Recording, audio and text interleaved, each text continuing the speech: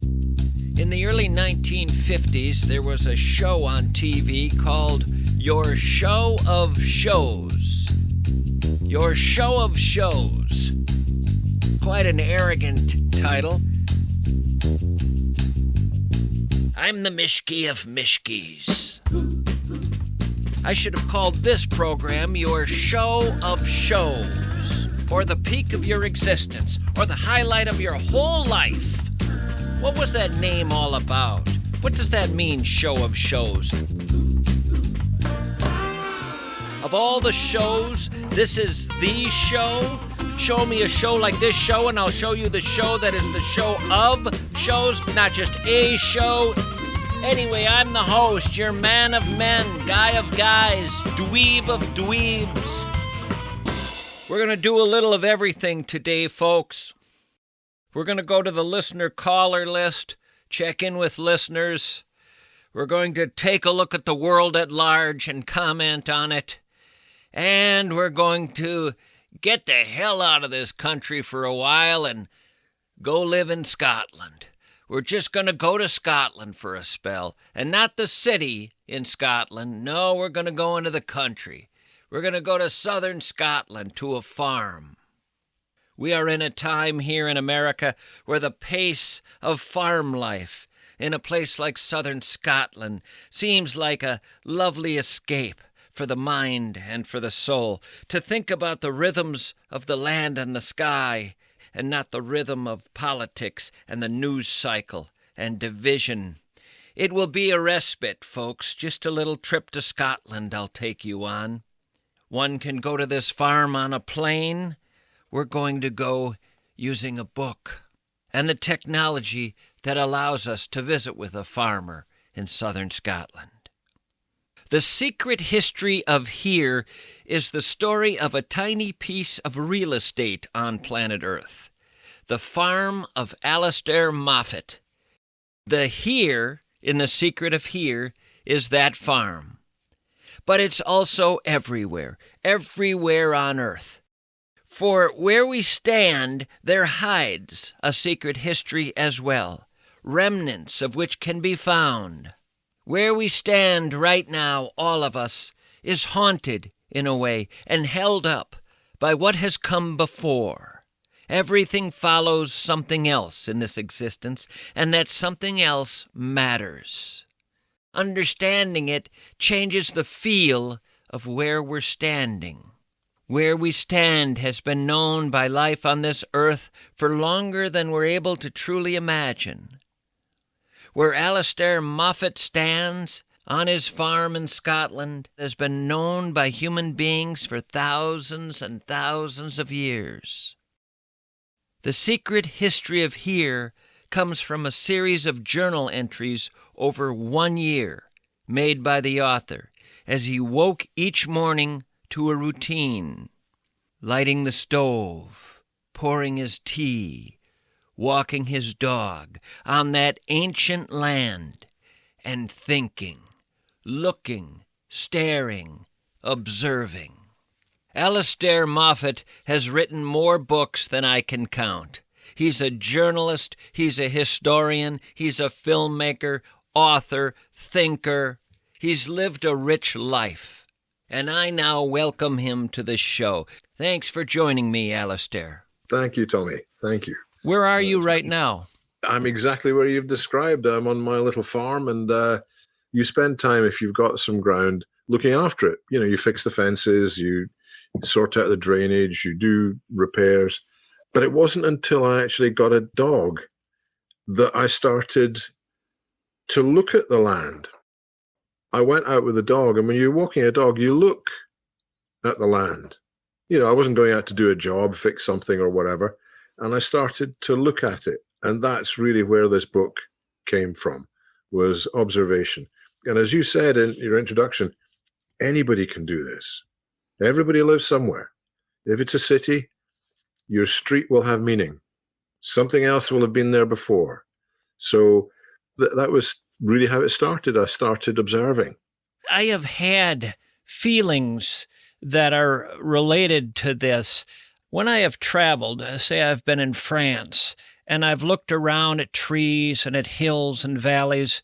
In my mind, I say I'm looking at French trees and French valleys and French hills, and there's a sense of a French frequency.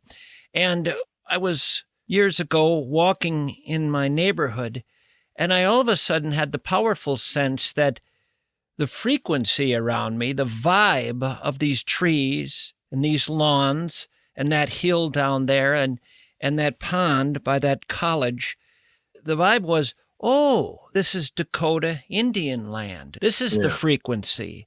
And a horse came by here with a rider, and a camp was over there, and there might have been a ceremony down that way. And it wasn't all of a sudden what I knew as America or Minnesota. Suddenly it was foreign land to me. The hundreds and hundreds of years of these other people calling it home dominated for a while. Just for a while, the feeling was there and then dissipated. And that's what I felt reading your book, The Secret History of Here, the depth of your farm, what it has known.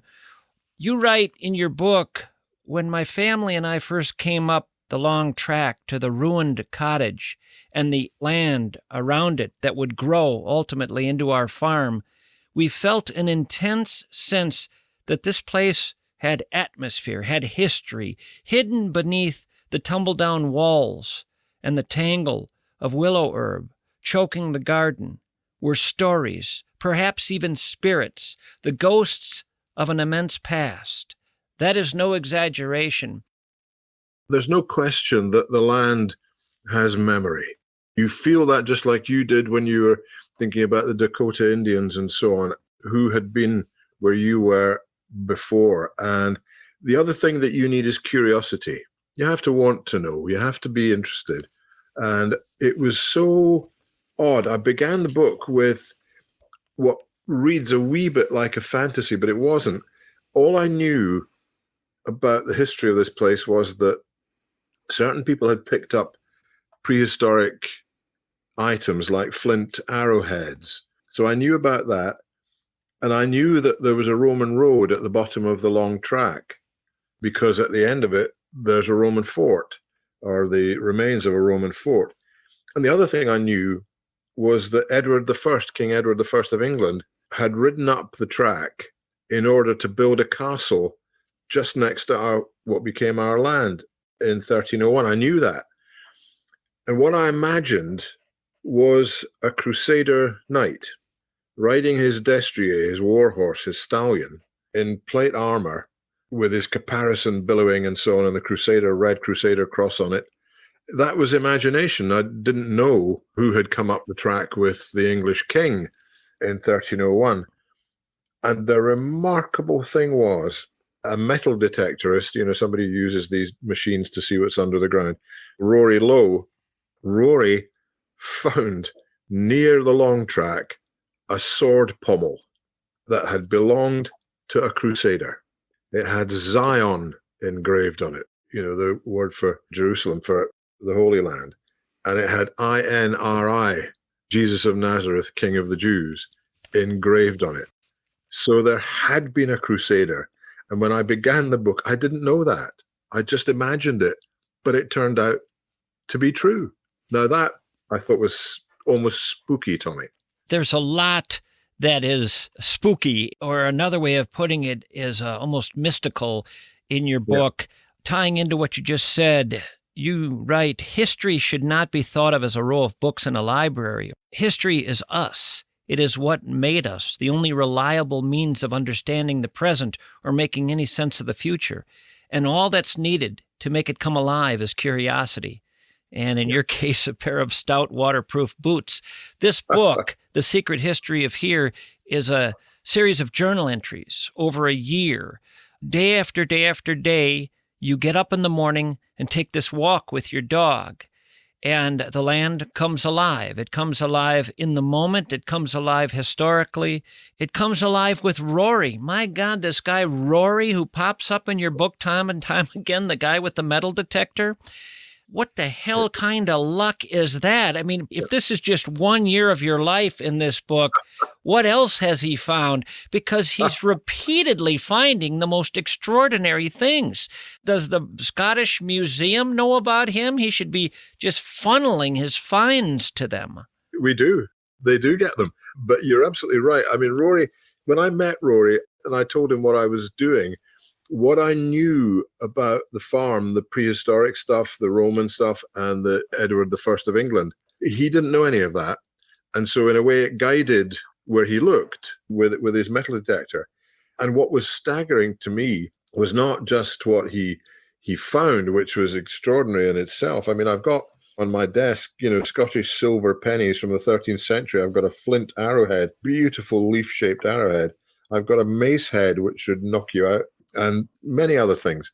There is, as you said, a mystical, I called it spooky, a mystical element. And it's the sense of genius loci, the spirit of place. And I call this farm, a place of spirits, because you begin to look over your shoulder and see them behind you, sometimes a long, long way behind you. There is something that happens, I think, and maybe you can speak to this.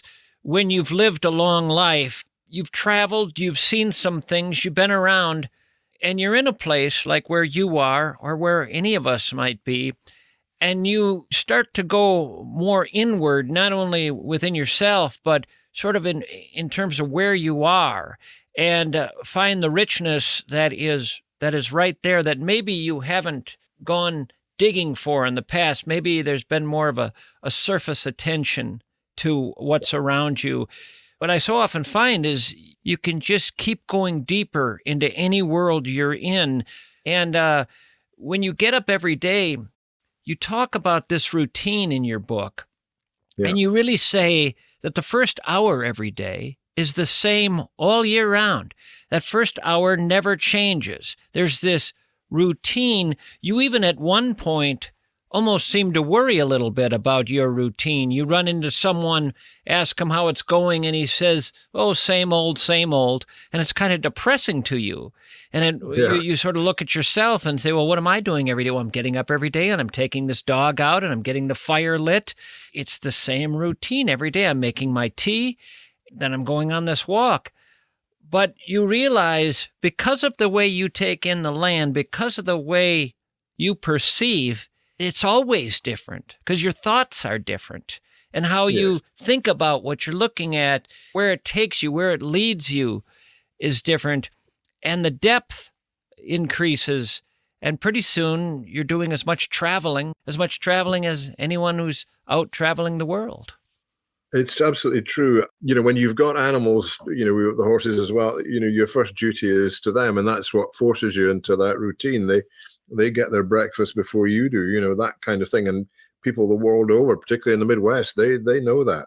But you're right. I've been very fortunate in my life and in this place because I've acquired the knowledge.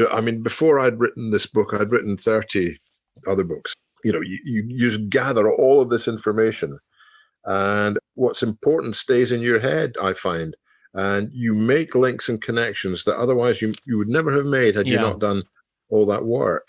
And so Rory, and when he told me he'd found a cigarette lighter, a Zippo, an American cigarette lighter, in the field, that began to set off all that I knew, because the likely time that appeared was during the Second World War. And there was an inscription engraved on it, and it was to Rita from Edek. Now, Edek is a Polish name, and I discovered that the Free Polish Army, units of them, were based at the big house on the edge of our land. They trained there, artillery training and so on. And Rita is not a Polish name. She's a local girl. And Edek has fallen in love with her, given her this expensive and very high-end lighter, a Zippo lighter, the ones with a wheel that you make a spark with. Sure. And he'd given it to Rita, and then Rita had lost it, or even thrown it away. Yeah. Because Edek had gone. He had gone. And I thought, gosh, that find is an episode in someone's life. That's not just interesting. That's a story, a life story. Rory began to find the base plates of hand grenades because they survive. They're made of brass. The rest of it shatters as shrapnel. But he found these brass base plates. And of course, that's what the Polish army were doing. They were training for the war to go to Europe and defeat Hitler and the Nazis. And so this tiny story of Rita and Edek made the whole period come alive for me, because this was human beings. And that's what I mean when I said at the beginning, the land has memory. It literally contains memory. You know, you think about this pair, and not only is there probably a story about their affection for one another, but then their lives, separate from their coming together, their lives are separate stories as well. Involved, fascinating, wildly divergent tangents going in different directions. Each of them could sit down. I could have probably interviewed both of them for 3 hours each, heard about an extraordinary existence. And that's just a pair of the thousands and thousands and thousands who have moved past your land. Some of them Roman soldiers, decked out in their finest, taking on some scrubby Scotsmen who didn't want them taken over. The Rory thing, I found myself laughing reading about him because he kept popping up, finding these things that of course, I just wanted to go buy a metal detector, but I found myself thinking, wait a minute, how can this stuff be so close to the surface? The Zippo lighter was really near the surface, I think, only 3 or 4 inches. The other thing about finding things in the ground, this book has a lot of that, as you said. The person who finds them is the first person to see them after the person who lost it. The sheer number of times he's finding coins, Roman coins, ancient coins, just got me thinking, these guys maybe are in the middle of a battle and they're flailing about so much that their pockets are emptying. Who's losing all these coins? Money was precious back then. They're losing it left and right. Rory's finding their money everywhere. The reason they was doing that, Tommy, was because soldiers get bored and they gamble.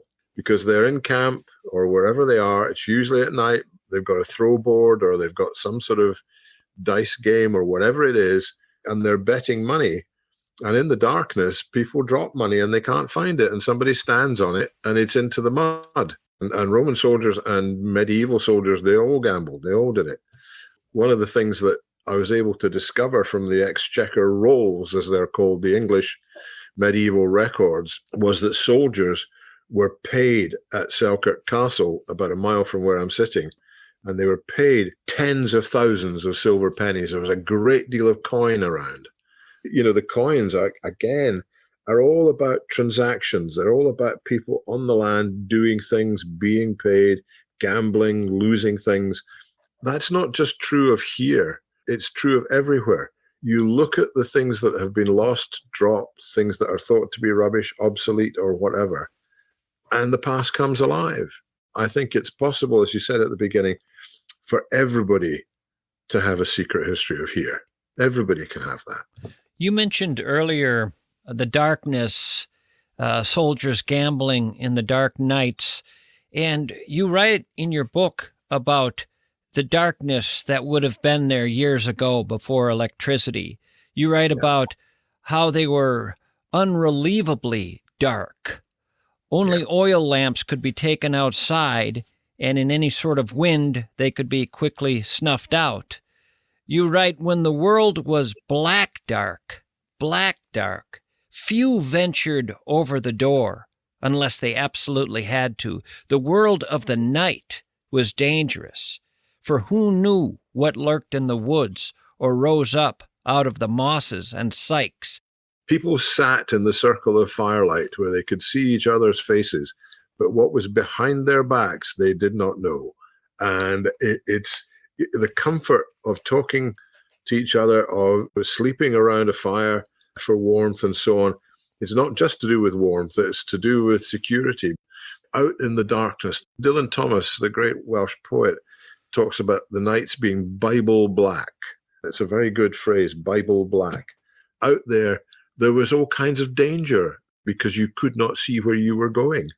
You could not see what was in front of you unless it was moonlight. And moonlight is very important. The phases of the moon for country people really, really mattered because you did things when it was moonlight that you would not have done when there was no moon or only a quarter moon. And I can remember my grandmother, she never ever wore a watch.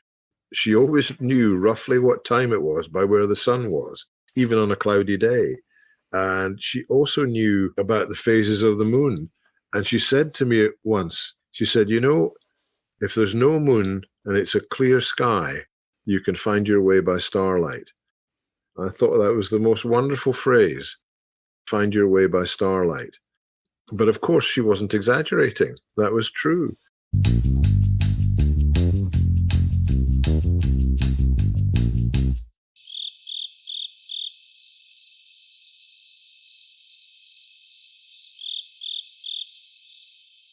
There was a storm coming.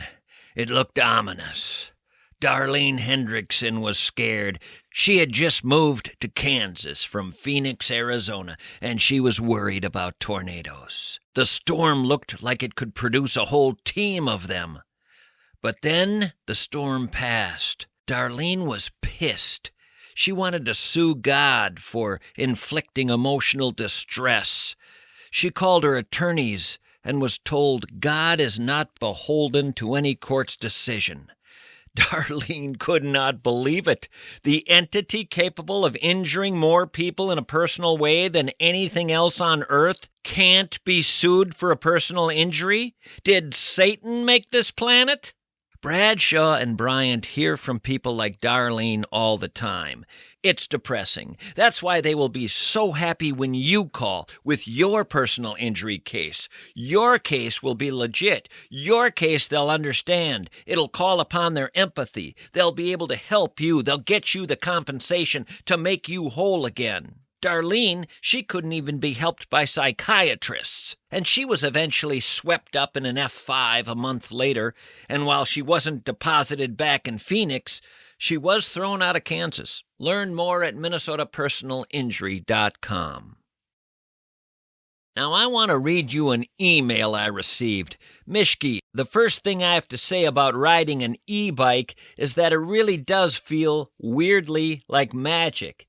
You pedal the same way you've been pedaling bikes since you were a kid, but the bike just sails forward, as if a giant hand is pushing you from behind.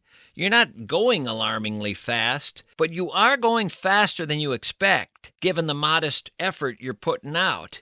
My e-bike that I got from EcoFun Motorsports has these variable speed settings, so you can really cruise at whatever speed you want, and you just simply stop worrying about going up any hills or about any wind you might be facing. That's the thrill. Folks, the number one operation in the state right now selling e-bikes is EcoFun Motorsports of Burnsville and Forest Lake. They're known as the go-to place for these incredible bikes. They also repair them when they need repairing. They have parts no one else has. It's really e-bike central, and they're having a limited time sale right now. Enjoy your summer and your autumn in a way you honestly did not think was possible. Go to EcoFun Motorsports and try out an e-bike. They'll let you try it out. It's going to sell itself to you. But do it now while they're offering this sweetheart deal. Learn more at ecofunmotorsports.com.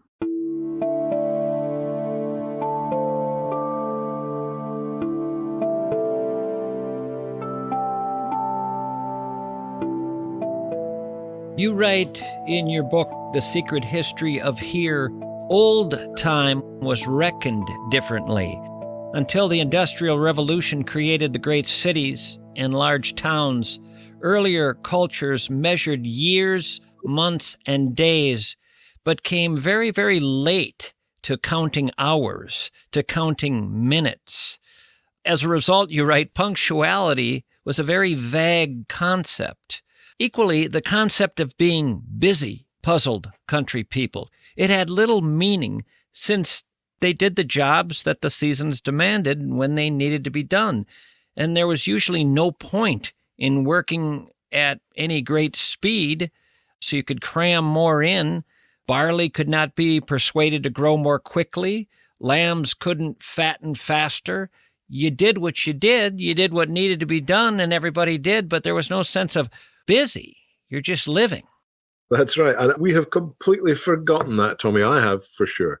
We all live by the clock. We live by deadlines. We live by, oh, this is happening at X. We've got to be there by Y. And what it does when you don't have that pressure, what it does is it helps you to value company, to value each other, to stop and talk, to exchange views.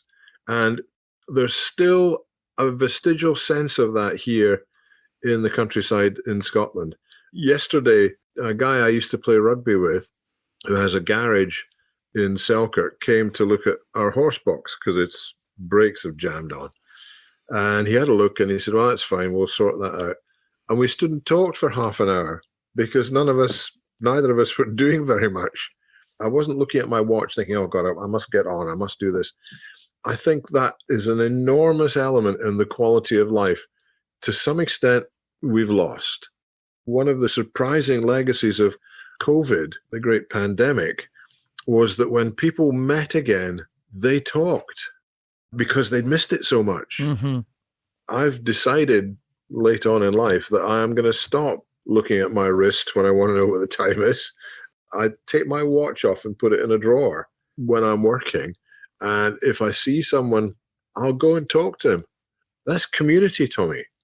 One of the things that we've absolutely lost, because we go to supermarkets with our cars, very often the only person we talk to in that whole operation is the person on the checkout.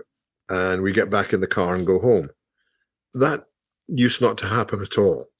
People went shopping every day because they didn't have a refrigerator, they didn't have a car, they could only shop for what they could carry. And so it meant they had to go shopping 3 or 4 times a week. If you bought some meat or some fish or whatever, you had to eat it that day or the day after at best. And that meant you went out and you saw your neighbors, you saw people and you talked to them. And we've lost that. There's lots of texting and there's lots of, emailing and lots of, Facebook, but that's not like talking to people, Tommy. That's not like talking to people at all. But of course, all of that is partly something I was trying to recreate in this book, was trying to remember how people interacted and how the cycle of life in the countryside and in the towns meant people were talking, meant that there was a community. When you would write about something as simple as wood, and I believe each morning or many mornings, part of getting up, part of your routine was getting a fire going in the stove. Is that right? Yeah, that's right. That was part of the rhythm of the day, was getting the fire going, take the bite out of the air, heat the place up.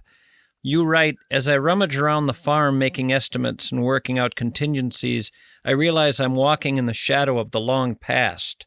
Beside the banks of Heartwood Loch many thousands of years ago, the overwintering hunter-gatherer bands made similar calculations as they built up log piles by their shelter, having dragged fallen trees and broken limbs from the wildwood on the slopes of the valley. They raised them off the ground on bearers to dry and season in the summer sun. These men, women, and children were creatures of the land, part of the cycle of the natural world, and they knew a great deal about different woods, their uses, how to split them and cut them, how they burned. Of course, no record of their tree lore survives, but its echoes can still be heard. These are some verses of a very old wood-burning poem that originated in Devon. It has been updated, it's been formalized, it's been prettified, but the embers of real knowledge glow through. And the poem is, "Oak logs will warm you well, that are old and dry. Logs of pine will sweetly smell, but the sparks will fly. Holly logs will burn like wax. You may burn them green. Elm logs like smoldering flax. No flame can be seen. Ash logs, smooth and gray, burn them green or old. Buy up all that come your way, worth their weight in gold." It speaks to a time when wood meant something else. a downed tree, branches, all of it meant life, meant surviving, meant enjoying the flames. It just had a different vibe for so long. Oh, exactly, Tommy. And when you sit round a fire, people stare at it. They look fixedly at the fire and the dancing flames, enjoying the heat, sure. But there's something very reassuring. And I think that's an ancient feeling. There's a chapter in a book I wrote on fire, and I wrote it to let people know what fire means in a cold climate. And it's different than fire elsewhere in America, fire in the South, fire on the coasts. The flames mean something else, feel differently, have a different power. And what I likened it to, in Moby Dick, Melville writes about the way people stare at water. There's a long passage about wherever you go in the world, you'll see it. Just someone staring at water. What are they doing? They're just looking at the water. What is the power that has? But what I do when I talk about fire in this chapter is say, in the North in winter, remove water. Nobody stares at the ice. The ice loses all its power, all its life. When the lakes freeze or the rivers, it's not interesting anymore. Now people stare at the flames. That's where the life is. And they look at it in that same way. And Melville could have written as eloquent a passage about staring at flame if he would have lived instead of on the ocean, Rhode Island, or wherever he was, if he'd have been in Minnesota. I'm sure that's absolutely right. And we were talking earlier about the circle of firelight. People sitting in a circle around a fire, telling stories, talking to each other, talking across the flames as they flicker, feeding the fire, keeping it going. It's magnetic in all sorts of ways. It's still to this day utterly strange to me how it moves, its color, realizing whatever way it's moving right now will be the only time it ever moves exactly like that again. And what is that thing? That has to be one of the strangest things in all of existence. I can't touch it. I can't even get too close to it. But it's one of the most brilliant pieces of art the earth has ever created. I mean, I'll put flames up against any view of the Grand Canyon. That's extraordinary. One of the things I got interested in was the cave painting, the Ice Age refuge caves in the Pyrenees. These are the earliest paintings of the Ice Age fauna, the bison and the deer. And these caves are completely dark. They're completely dark. And so when the painters started to paint these scenes from the Ice Age from the outside, there must have been fire burning. Couldn't see what they were doing otherwise. And I think that they were inspired by the shadows, the flames cast on the walls as they were working. In other words, if you start moving your hand between a light source and darkness, it becomes a shadow. We look at these famous paintings through photographs that people have taken, beautifully lit photographs and so on. They weren't lit like that. They were lit by fire. And sometimes you saw things and sometimes you didn't see them because of the ways the flames moved. And it's the same in the circle of firelight. Sometimes you see someone who's talking and then you don't see them because the light goes in a different direction. The flames lick in a certain way. I think it's mysterious without any doubt. It somehow lights up life. And it ties you to all these generations you write about in your book, all these cultures. It ties you to them because it's one of the constants. It's one of the things that hasn't changed. I sometimes walk around my town and I realize how much has gone already, how many things I loved have disappeared just since I was a child, and that's nothing. It's come and it's gone, and it's never coming back. But one thing that doesn't change, and this is really one of the joys of life, and it certainly comes alive in your book, the natural world, when you look at the sky or the sun or the trees or the hills or the rivers or the lakes, that's the same thing the ancient ancestors were looking at. That doesn't change. That is a constant. That is the connection. Well, here, this is from your book. 10,000 September suns have shone in all their splendor on the people of this place. When the hunter-gatherers shivered in the morning mist, they waited for its rays to rise over the trees of the wildwood. High in the western hills, the legionnaires on the walls of Oakwood Fort saw the sun's rim creep over the far horizon before it dipped behind Eldon Hill North. Travelers on the long track watched it rise and dapple through the autumn leaves. The sun glinted off the armor of squadrons of knights as they rode off with Edward I to war with the rebel Scots. It has lit our history, and on mornings like these, its splendor seems eternal. In that passage, you're seeing something in the present, you're taking it in, and you're imagining every set of eyes that have looked at something not only similar, almost exactly the same. That's right. And certainly you get that sense of eternity, particularly at what I call the liminal moments, the early morning, the late night, when you're moving from one world into another. And one of the things I think that we've lost to some extent in urban life is an appreciation of the importance of the weather. The weather, the light, fire, all these elemental things, they're very much masked by modern living, I think. There was a passage in your book where you talked about the sky. For millennia, we have looked upwards. Each morning, the enduring drama of the sky, the source of light, warmth, storm, lightning, has made us all pause. Not only farmers, but millions of commuters on their way to work, on their way to school, walking a dog. We famously use the weather as a greeting or a way of opening conversation, but what we are really talking about is the sky, the wide blue yonder. That's another thing I found myself thinking about and I had never thought about before, how much of the ritual each day of rising for me is checking out the sky, getting some sense of what the day is and how often that has been done since the dawn of time. That's right. And shamefully, I will, on my laptop, look at the Met Office forecast.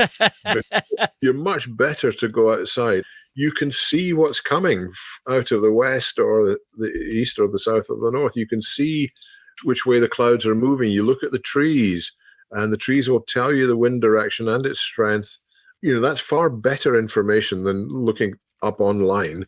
The Met Office forecast is, for goodness sake. Yeah. And yet, I'm afraid I do it. I confess it. I do it. The last thing that is the connector to all the generations that have come before us, and this you could put in the category of the Flames and Melville's water, and that is high places. You write about high places, how we all have done this and will continue to do this, and it's been done forever. Getting to some high point to gaze out, and why we seek out high places, whether it's the top floor of some building, some observation deck, a mountaintop, a mesa, a hill, that desire to look out from a high point, to stare from there as opposed to ground level. We don't even fully understand, I don't think, all that's happening there. Years ago, at some point, people may have actually thought they were now closer to God. The gods were up there. Now I'm closer to where they are.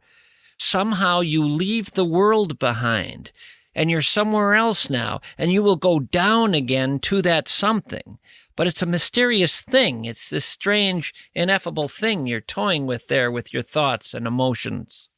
You're right. It's also to do with, I think, being nearer the sky, being nearer what controls our world. It comes out of the sky. It's an elemental thing.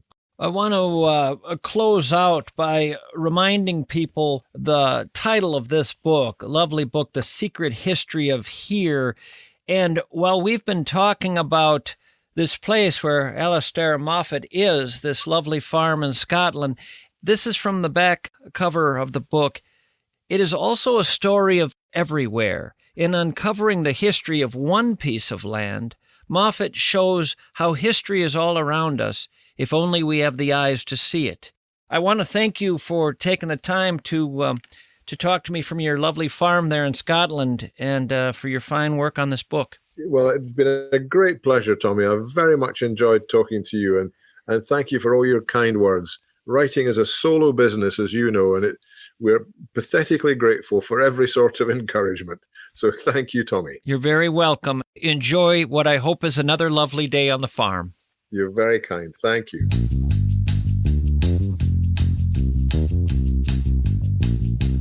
Imagine a world where your industrial pressure washer is a living, breathing creature. Majestic, it's glorious.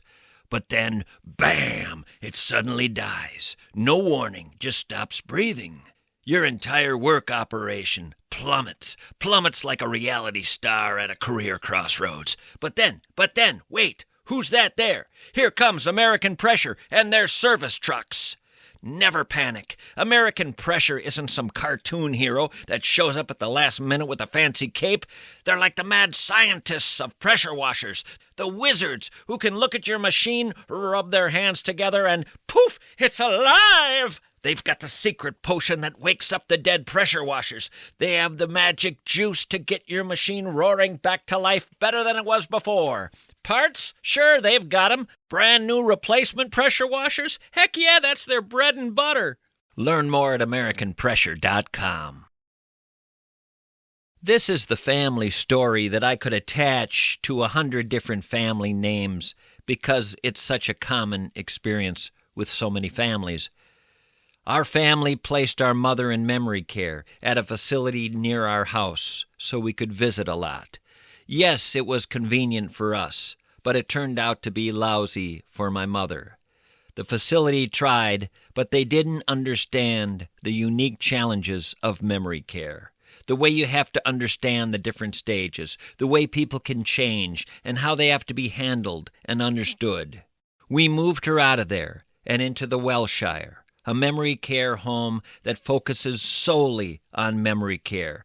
They are memory care specialists. They break their facility down into 4 memory care stages, 4 areas. They have redefined what memory care should look like. We should have gone with them from the beginning. Folks, don't land in woulda, shoulda, coulda land.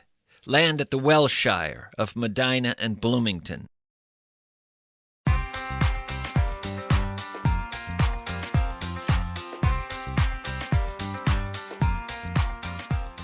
Well, it's been quite a week of celebrity death.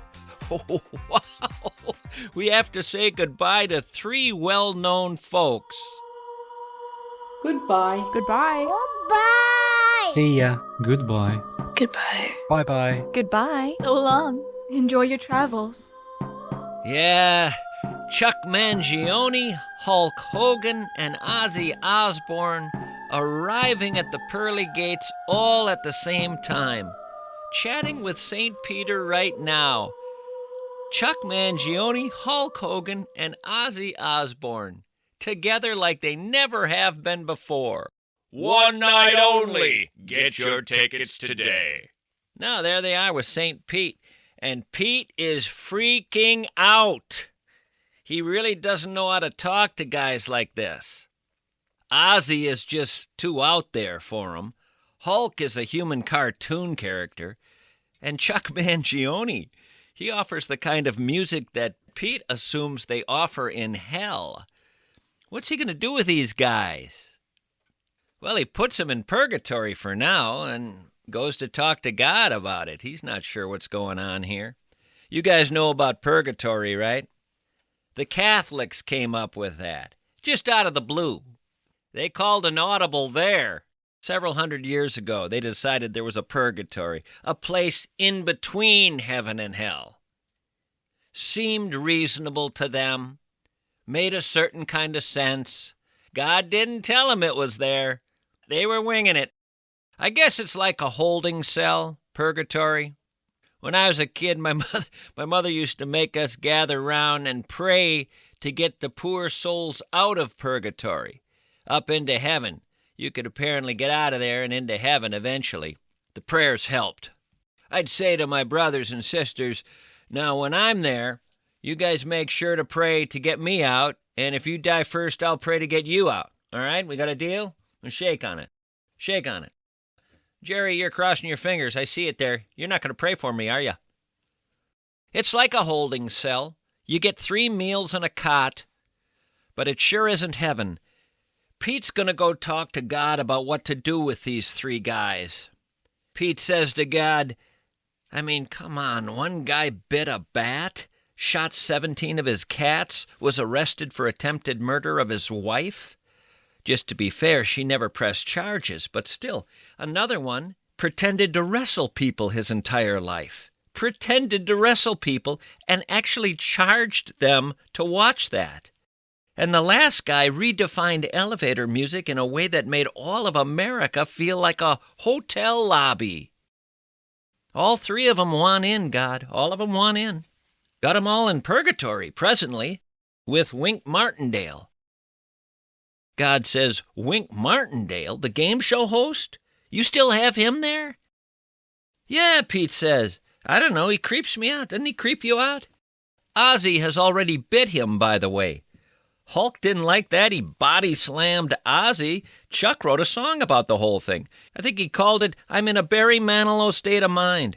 It is getting weird down there, God. I don't know that we should make a move quite yet without really thinking about this. I don't think they've actually done anything to deserve hell, but it's a conundrum. God tells Pete, toss the boys some cards, some poker chips, maybe crackers and cheese dip, and let 'em stew for a spell. We'll mull this over a little longer. Pete's cool with that. He heads on back to the pearly gates. And there he finds Connie Francis waiting. What the? She died as well?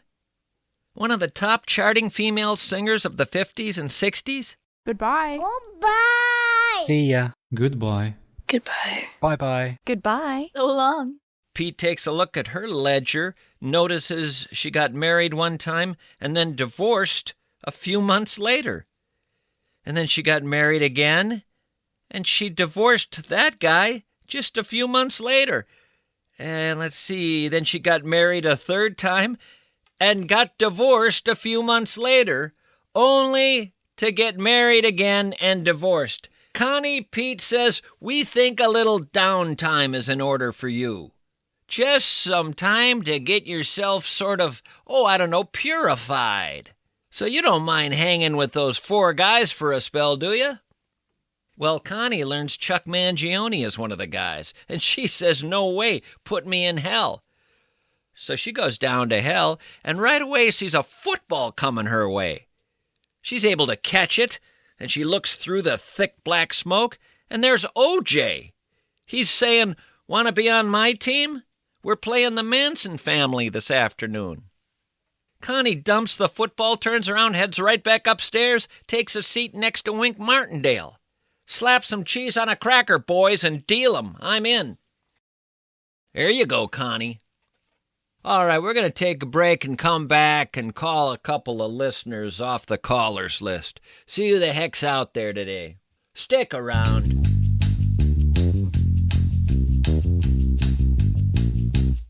Are you sitting in front of your retirement plan right now?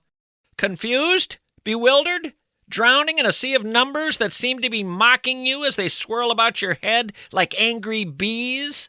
Well, good news. Josh Arnold has been helping people like you for over 40 years. Josh Arnold will sit you down, offer you a free, yes, free, consultation that lasts 48 minutes, because, of course, we can't have it lasting longer. Your brain would explode from financial enlightenment. You don't need some strange smoke-filled ritual involving sacred scrolls and chanting. You just need Josh. And maybe, just maybe, you'll leave Josh with your future less of a horrific bed-sweating nightmare and more of a well-organized modern closet. So, if you've been sitting there staring at your pension like it's an alien in a tuxedo with a badge that says, I don't know nothing, pick up the phone, call Josh Arnold, 952-925-5608. Investment services offered by Josh Arnold Investment Consultant, LLC, a security and investment advisor. Past performance is no guarantee of future results. All investments involve risk. Tommy Mischke is a paid endorser.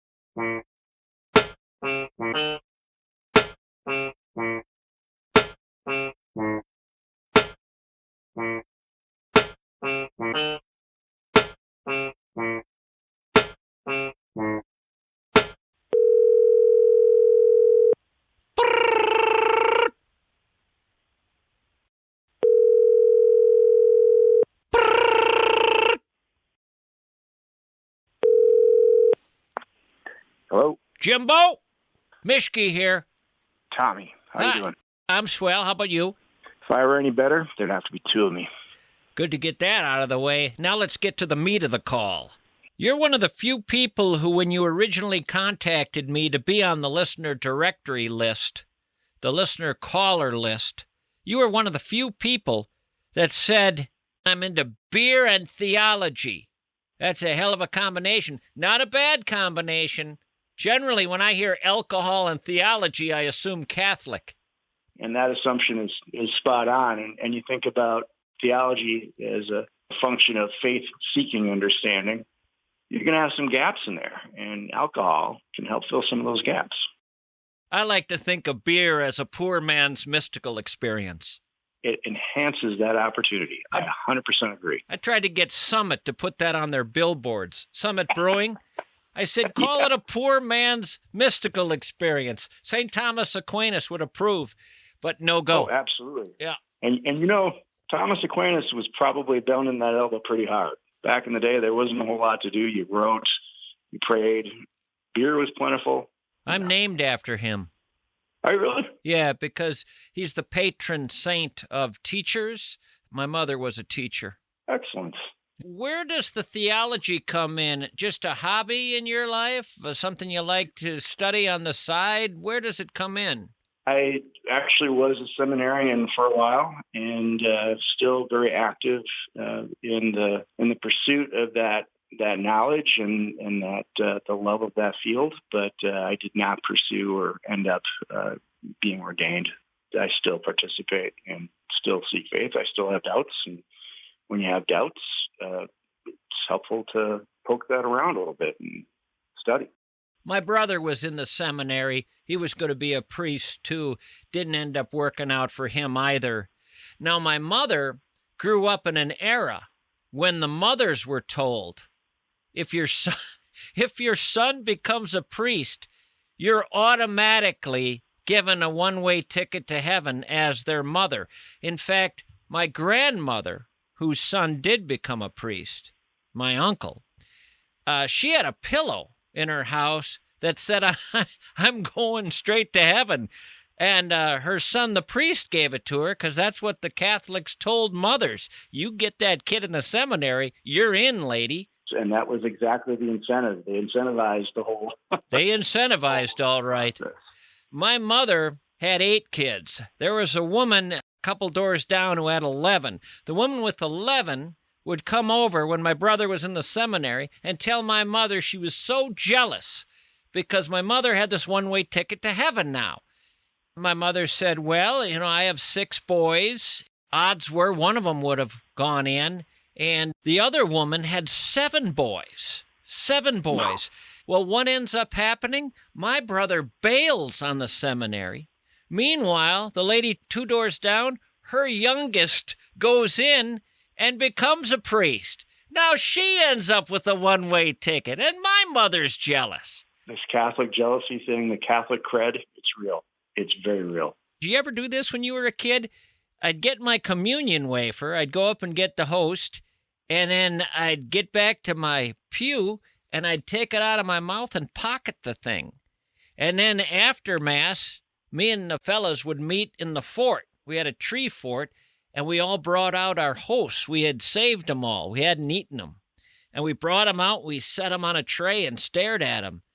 There it was, the very body of Christ. We all sat around looking at it, admiring it, wondering about it, finding the whole thing quite mysterious, but being told that's it right there. It's not symbolic. It actually is the body. We're in cannibal country here. And we just would spend the afternoon looking at it. Every now and then someone would say something, but otherwise it was just sort of, wow, look at that. And then maybe a Twins game would come on. No, we never did that. Though I know people that did, and I remember a neighbor woman who would do exactly that, bring it home and give part of it to her dog, and she spoke about it openly. It would have been fun to see the effect on the dog over time. What if the dog did begin to change over time? became a Saint Bernard, and then moved even beyond that and became sort of an angelic creature, and eventually ascended. And then it was like a dog in the clouds. What's that up there? Well, that's that dog. She's been feeding it hosts for years now. Look at it. This conversation came up a number of times in seminary. It wasn't the animals that created the fall. Man did. They're already saved. During man's fall in the Garden of Eden, when he was forced out of the garden, I wonder if the other animals looked and said, we get to stay, don't we? The animals had a case to make. Yep.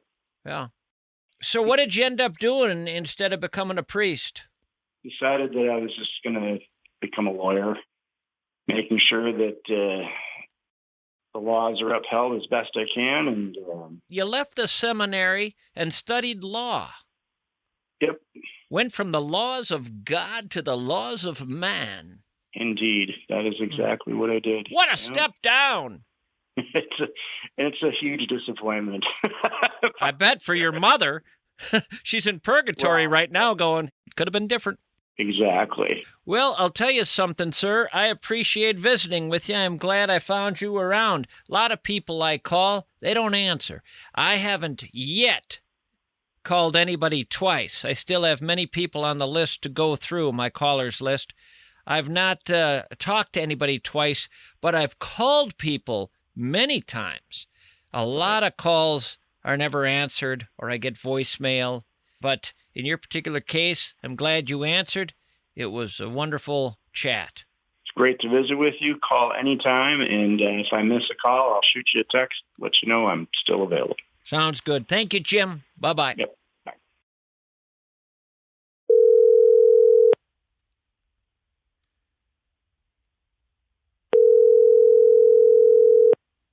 Hello. Hiya, Tubby. Mischke. How are you? Well, I'm eating, but how you doing? You're eating right now. Yeah. What are the odds of a guy named Tubby being caught eating? Am I on a speakerphone? No. This is the worst connection I've ever heard in my entire life. I hear nothing but the sound of the ocean in the background. How about now? Much better. Tubby, where do you get that nickname? It's after a cat I had that put on some pounds. And people said it reminds me of you now? That's what I'm hearing. Huh. Tubby, what have you done with your life? I know nothing about you. I'm going to Stillwater tomorrow to go on a cruise. It's 80s themed, and I'm going as a rapper, and all I need is a chain to put around my neck. It's an 80s themed cruise, and you're going as a rapper? Yes. Which rapper are you going as? Kind of a mix. Here's somebody you could go as. I interviewed him one time, went out to Savannah, Georgia, and found him. Duke Booty. You know what's crazy about it? I was sitting in his living room, and I'm talking to him, and he's telling me about this song that he wrote years ago. And I get back home to the Twin Cities, and I look up the song, and it's the #1 song of all time on Rolling Stone's list of the greatest hip-hop songs. It's #1. This guy wrote and delivered, wrote and sang the #1 hip-hop song ever. Rolling Stone had it at #1. What song? The Message. Oh. This guy wrote it and sang it. Duke Booty. You know where he got his name? Where? He liked the rear end of women. They credited Grandmaster Flash, the band, with that song because they needed to credit some band. The record company didn't know this Duke Booty from Adam. He was just some guy. And they loved the song. And you know, a lot of people believe Grandmaster Flash got in the Rock and Roll Hall of Fame off that song alone, and Grandmaster Flash didn't even deliver that song. They're in the Rock and Roll Hall of Fame for something they didn't even do. Duke Booty, meanwhile, stays in the music world into his late 30s and then just says, what am I doing? I don't want to do this. All my friends who are in the business are getting divorced. They can't keep a relationship together. I got this gal from when I was 15 years old, met her as a sophomore in high school. She was my love. I married her when I got out of high school. I'm still with her now, but if I stay in the music business, something's going to happen that breaks us up. I'm getting out. Honorable thing to do. And he became a professor. Lived for years in Savannah, Georgia. Wonderful man. Boy! Come again? Boy! Are you drinking, Tubby? No, it's my Flavor Flav impression. Oh, okay, gotcha. Apparently, up until The Message, most of hip-hop, most of rap was to the hip, to the hop, to the hippity-hop of the hippity-hop, to the hip-hip-hop, wanna party, hip-hop, hippy-hippy-hop-hop. But what Duke did was, he said, real stuff's going on out there, man. I mean, there's real stuff to talk about. He used to tell guys, these hip-hop guys better watch out when I write something because they ain't talking about nothing. And when I write, I'm going to talk about stuff. And he put his money where his mouth was. I mean, he delivered this song. And the woman at the record company, I think it was Sugar Hill, the woman at the record company tried like hell to find someone else to do the song. But she couldn't find anyone who sounded as good as Duke Booty's demo tape. And eventually she just said, well, we're going to just put it out the way you do it, and we're going to say you're part of Grandmaster Flash. Put Mr. Duke Booty on the map. Duke Booty. He died back in 21 at 69 years of age, congestive heart failure. Yeah, Sugar Hill Records put it out in 1982. He bailed in the early 90s. Got his teaching certificate, and was a teacher the rest of his life. What did you do with your life, Tubby? A lot of cats. Cats? A lot of cats? Yep. What sort of a sick, twisted career did you have? I've never not had a cat in my whole career. What is it about cats that attracts you to them? Well, if you scratch them right, they like you. And you want to be liked by a cat pretty badly, don't you, Tubby? Well, you want to really be liked by cats, don't you? Is that your main relationship? Your significant other, the cat? No, not really. No. But kinda. Yeah, pretty much. That's all right. Nothing to be ashamed of. Do you have a cat? Nope. We did at one point because the little guys, who are now grown and gone, when they were little guys, they wanted a cat. And I found a couple of them one day. They were brothers. Didn't want to separate the brothers, so I got both of them. And I dressed up as Santa, and one Christmas morning delivered a couple of kitties to the boys. And I learned that in our family, it's not good to have cats. We're not cat people. We're not good at caring for cats. And I'm going to now tell you something that's disturbing. The first cat died when I grabbed some clothes that were on top of the dryer and a little bit damp.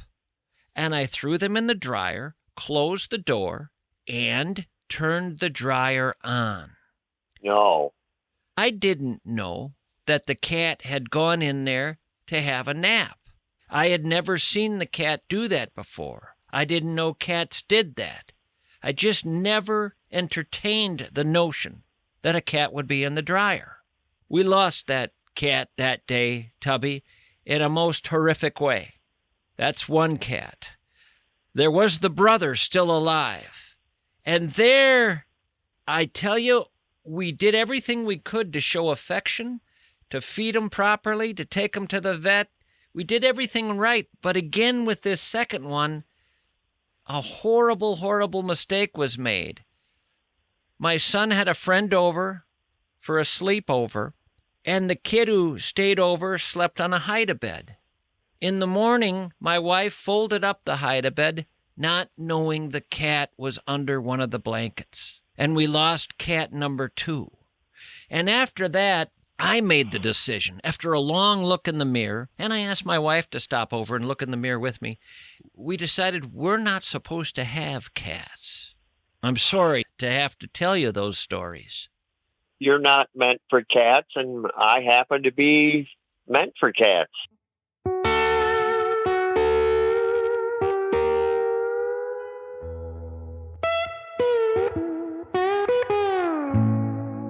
Well, great talking to you, Tubby. I've enjoyed our time together.